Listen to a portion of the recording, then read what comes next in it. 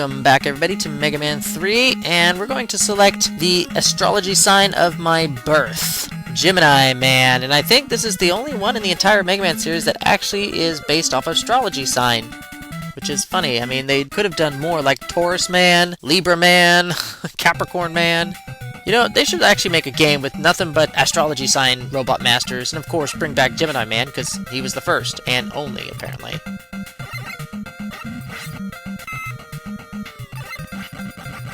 So I think we got these little nitros.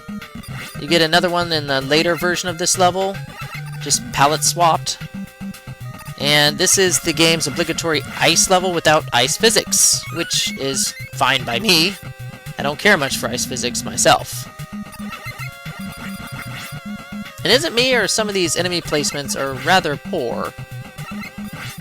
Some of the nitros that are way too far below the level of the floor, like, see, that one was completely ineffective, right there. Why would you place them that low, and you would think you want to place them high, so that maybe even to the point where the player can't reach them with their shots. But whatever. I'm not the designer here.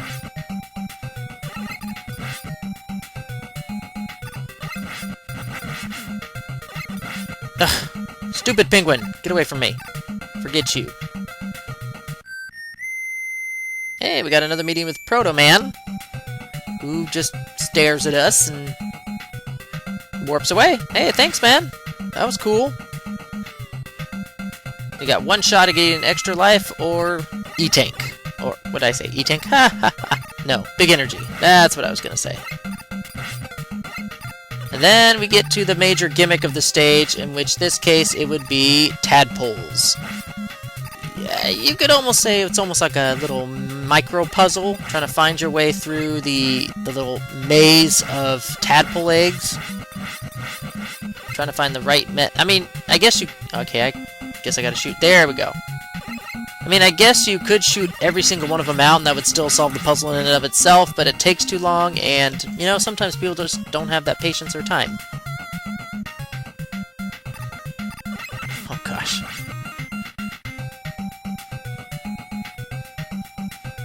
So although you could, I guess, shoot them all out, it's just not time efficient.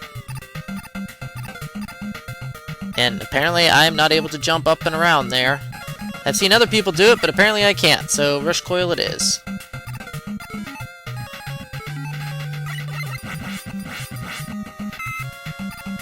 And we get to the small little mini-boss of the stage. There we go. Let's get rid of this last Yambo. His little penguin makers.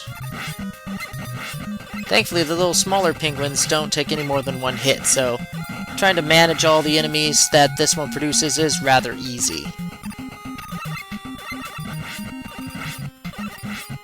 And they don't take a lot of shots, and overall, just an easy enemy, all things considered. I mean, sometimes you almost wonder why they even bothered. You know, I would probably want to put them high, and so that you'd have to reach up to their level. Make it interesting.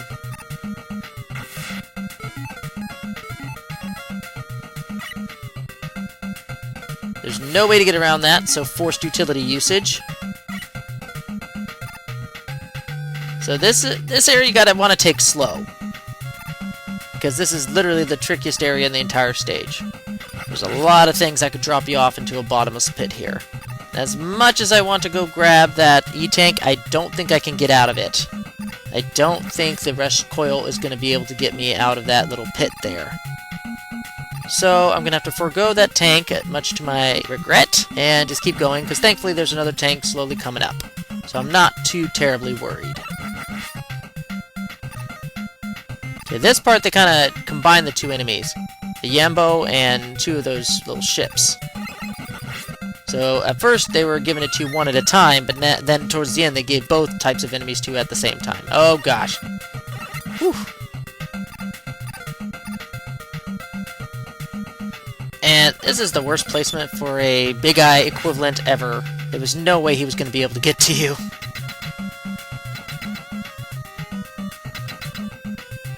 Alright, man. What you got?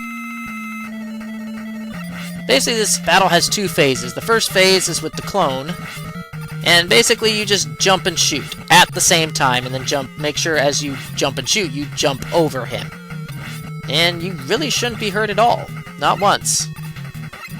And then I just open my mouth and eat my words. And the rest is just kind of like you got a bum rush him. And you know what? I just noticed something. Every time you fire, he actually jumps. Look at that. He jumps. Ah ha ha. Okay, so if you want to jump over him, stop firing. Ah. Wow, I was about to die. Okay, I'm gonna actually research this, so in the robot rematch stage, I can probably demonstrate that better. So if I want to get over him, I think I should stop shooting, and he'll stop jumping. So I'm gonna test that in the rematch stage, and I think that will make him a lot easier to deal with. Yeah, I don't think I'll have any problems with Gemini Man in the rematches. So far I'm worried about Hard Man, and I'm worried about Needle Man. Snake and Gemini, not too much. Hey, that's our first blue ball in the password screen there. Wonder what that's all about. Anyway, we're halfway done. We got 2 more Robot Masters that I'm kind of worried about, and 2 that I am not. I'll let you decide what they are, and I'll reveal them in the next videos. See you later.